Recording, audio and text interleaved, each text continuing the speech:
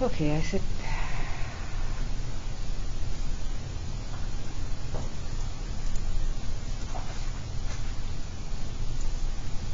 Alright, so I'm just going to repeat a couple of things just because I forgot to hit record and I'm just doing the record.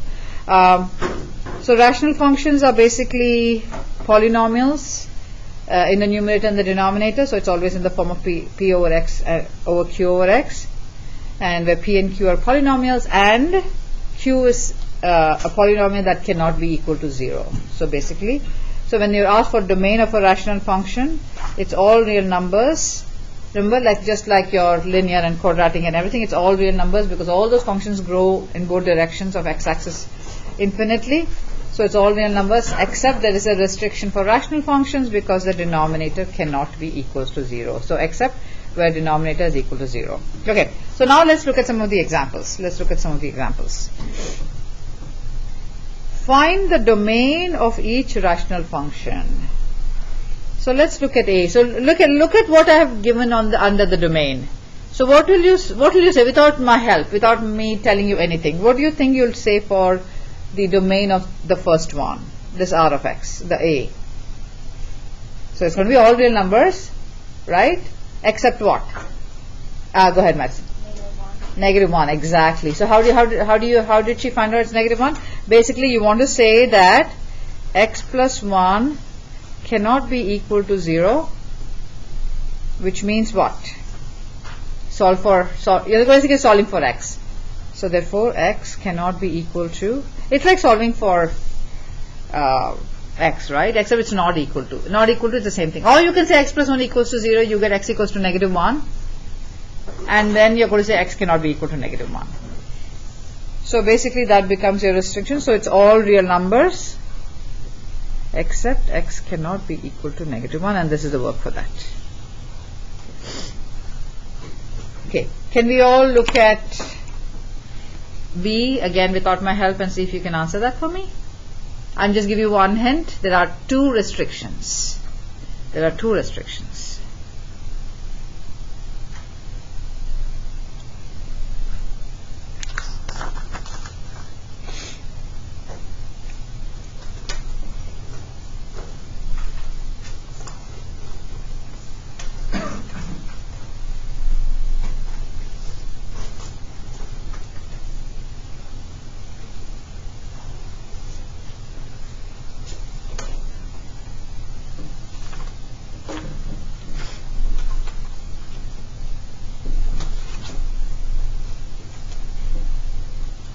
Okay, I put my answer down. Can you all check if this is what you got?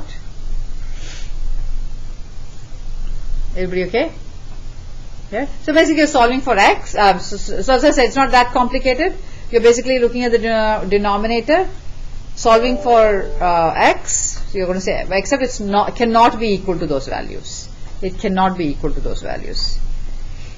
Now we're going to look at something else. So I want you guys to look at this function and this function. Let's look at R of x. Can we rewrite R of x in another way? So here I have R of x equals x square minus 4. So if you look at this function, remember whenever you have a fraction, what do I tell you? You should always simplify it. So it's easy. How do you simplify a fraction? Okay.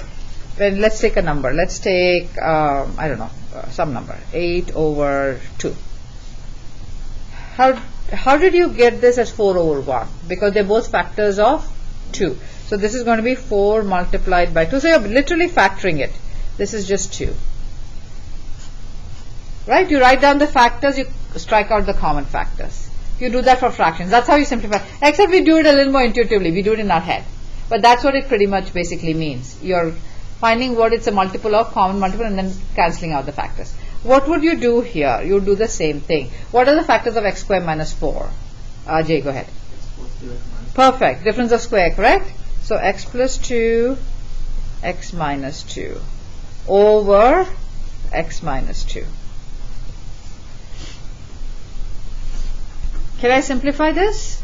Right? Common factor. Anytime you multiply, you can simplify this. and this becomes x plus 2. Is it the same as f of x? Look at the f of x here. Is it the same? Are r of x and f of x same? Maybe, but not really. Okay, can you tell me what is the domain of r of x? It's basically going to be all real numbers except x cannot be equal to 2. You write the restriction because remember this is your original function. Even though you simplify it, the restriction is written before you simplify. The restriction is written before you simplify. So yes, they both will be linear. They both will be linear except in r of x there is a hole at x equals to 2.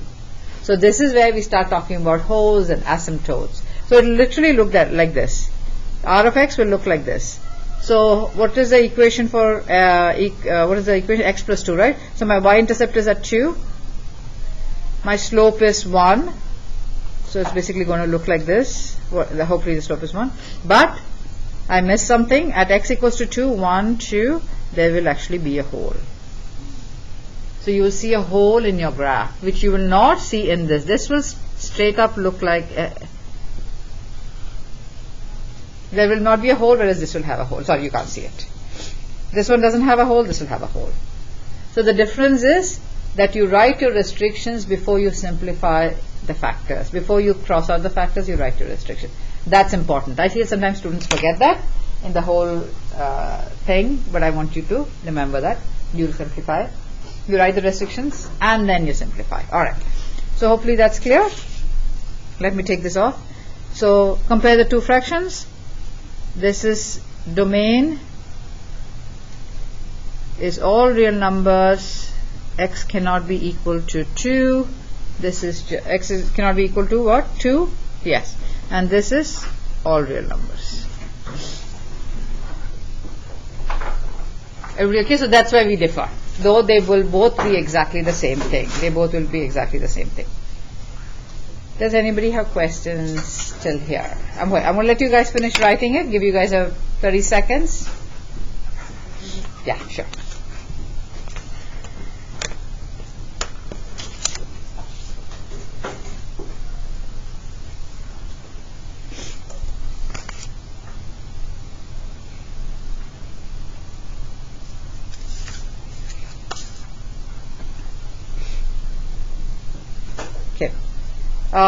All they're saying is the rational function should be written in the simplest form. Same thing that we tell you for the factors too. For a fraction.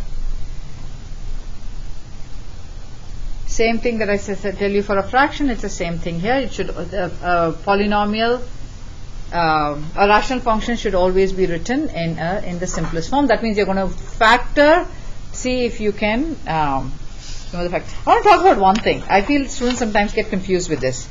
F of x equals x plus 2 and x, I don't know, x minus 7.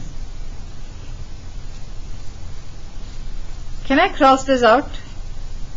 No. Good answer. I do feel some students sort of get confused and write this as 2 over negative 7. You can only cross out factors. You can only cross out factors. So what you could have crossed out is if there was an x plus 2 here, you can cross out the whole factor. But you cannot cross out individual terms of a factor. You cannot cross out individual terms of a factor. Alright, so something for us to keep in mind. Just some basic stuff. Okay. So I'm going to go ahead and talk about this. The graph of this has a removable. Just write this down for now and then I'll talk about this.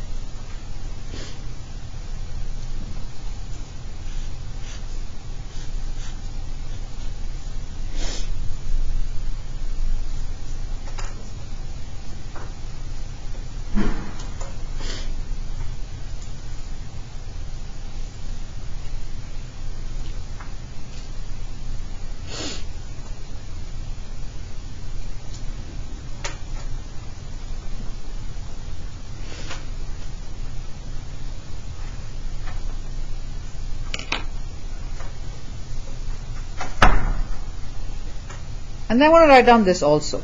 so that I can show you that there are two kinds of discontinuity, so that I will have both of us, we would have written both of them, and then I can talk about this.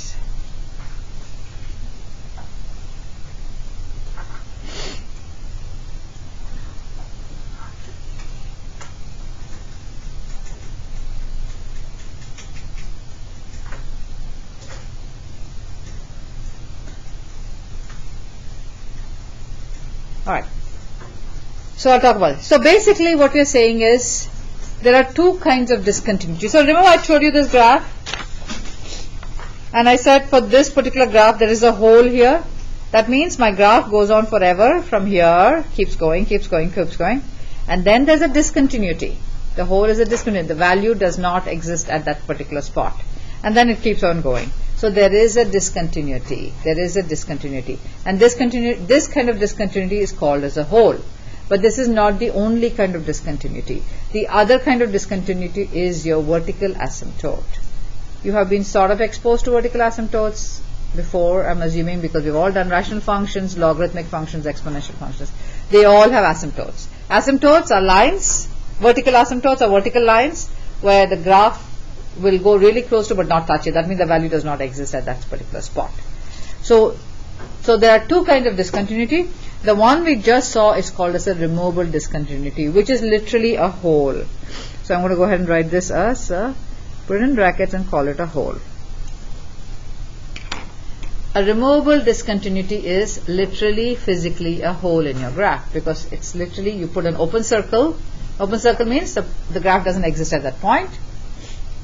When do you have a hole? You have a hole when you can actually cancel out that factor. X plus 2 and x plus 2 is cancelled out. When you cancel out the factor, it creates a hole, and that hole is called as a removable discontinuity. So what you say is, this graph is discontinuous at x equals to -2. Do you guys understand why it's x equals to -2? Because of the restriction. Everybody clear? Because of the restriction.